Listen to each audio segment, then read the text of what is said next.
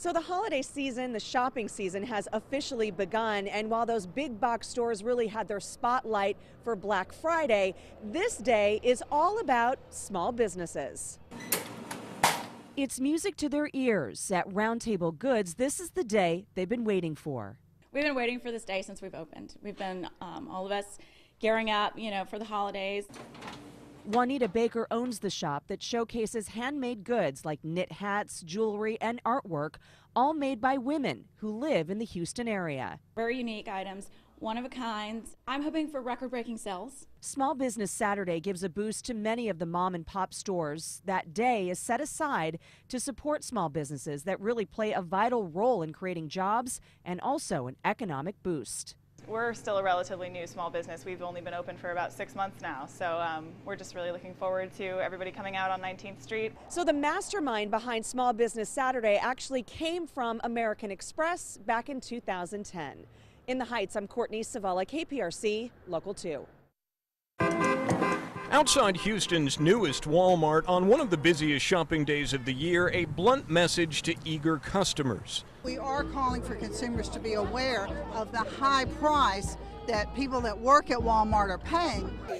Walmart associates, according to these protesters and thousands of others across the country, including these folks in Maryland, are underpaid, lack decent health care, and can't unionize. And they say that's not just bad for Walmart employees, it's bad for everyone. When you have set the standard that low, the other retail jobs you're going to look for are going to have followed Walmart's suit. Of note, nobody in this Houston picket line is actually a Walmart employee. A passerby noted that fact. I don't know anything about their wages. I just question why there were no Walmart employees standing with you. With police hovering in the background to prevent trespassing, holiday shopping in this corner of the Heights hardly came to a standstill Friday. We flagged down a few customers. With all the prices, everything going up in cost, in the holiday season, even worse. Not being paid a proper wage. With that said, you've got 2 Walmart bags in the back of your car. I didn't even know about this. Would it keep you from shopping at Walmart? No. It'd be nice to have a job at Walmart, though. Here at Wings & More, it's one of the only places you can get deep-fried Twinkies, but that may not last long. That's because Hostess is shutting down. It's a true Texas treat, deep-fried Twinkies. Employees here at Wings & More order 2 to 3 dozen every month for their sweet-loving customers. It's sad because there are just so many people that's going to be losing their job, and right now is not the time for that. Whenever you're hungry and you can't find nothing to eat, you got to eat a Twinkie or something or a Zinger, but it's going to be sad to see them go. Our Facebook fans have also been commenting. Joe Chandler writes, "Can't say I've had one of their products in a while, but never thought they would be bankrupt. Another American institution vanishing." Brenda Floyd Burdick says, "A part of my childhood is gone. It was a very exciting day when we had the occasional Twinkie or Ding Dong in our lunch." Say Alakazambo, presto, and what do we have? Ha ha! Hostess Twinkies. Hostess was founded in 1930 and makes everything from Twinkies, snowballs, cupcakes to Wonder Bread. Now, the company was not only facing labor costs, but also growing competition in the snack industry, as well as Americans growing increasingly conscious of eating healthy. Reporting in Houston, I'm Mary Lee for KPRC Local 2.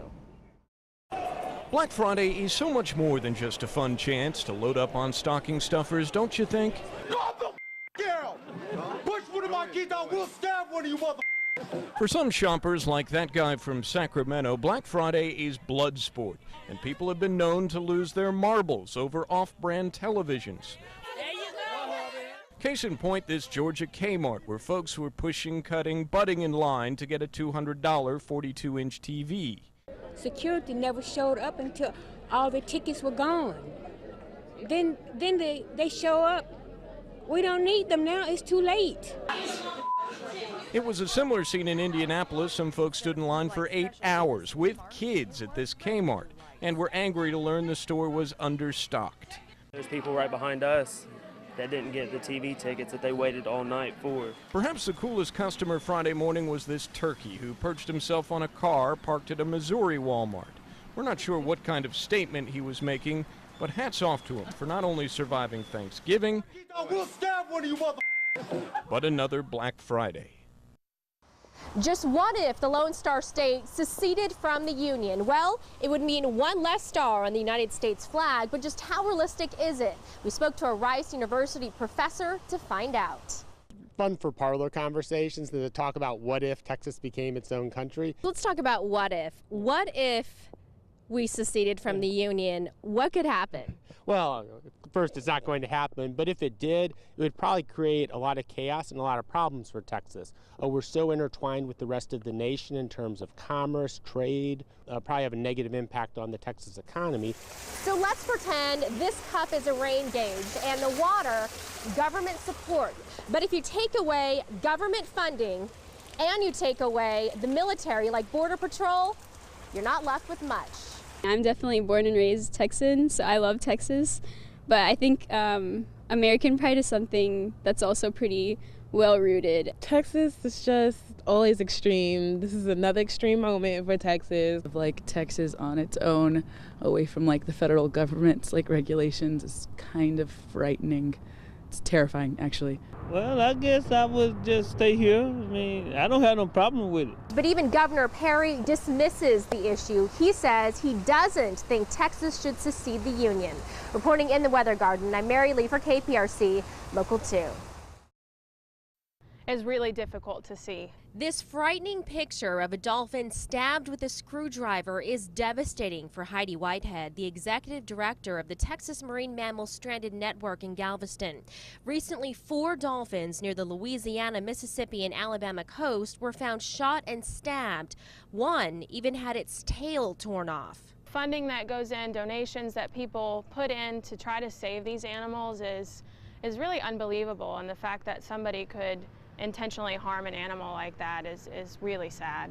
Here on this Galveston-Port Bolivar ferry, we have seen at least a dozen dolphins swimming in the Gulf. Everyone seemed to really love all the dolphin sightings out here. Now at this point, no reports of dolphin mutilation, at least in this part of the Gulf, and people here hope it stays that way. We have been placed on heightened awareness, so we are definitely looking for those types of things in the event that any animal strands on the beaches here in Galveston. That's disgusting. I can't imagine anybody doing anything like that.